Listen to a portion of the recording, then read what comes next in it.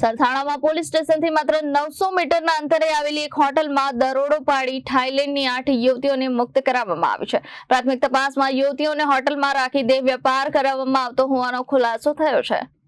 સુરત શહેરમાં સ્પા અને હોટલોની આડમાં ચાલતા કુટનખાનાઓ બંધ કરાવવા પોલીસ કમિશનર ગમે તેટલા કડક આદેશો આપતા હોય, પરંતુ સ્થાનિક પોલીસ કેટલી ઊંઘતી ઝડપાય તેનો જીવતો જાગતો કિસ્સો સરથાણામાં પ્રકાશમાં આવ્યો છે।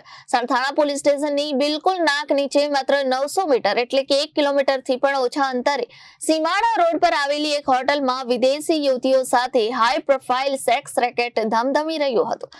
પોલીસે બાતમીના આધારે સનલાઇટ હોટલ પર દરોડા પાડી થાઈલેન્ડની 8 અને ભારતની 2 મળી કુલ 10 લેનાઓને મુક્ત કરાવી હતી। હોટલ માલિક સહિત 2 ને ઝડપી પાડવામાં આવ્યા હતા। ચોંકાવનારી બાબત એ છે કે જે હોટલમાં ગોરખ ધંધો ચાલતો હતો તે સરથાણા પોલીસ સ્ટેશનની હદમાં અને પોલીસ મથકની ગણતરીના અંતરે જ આવેલી છે।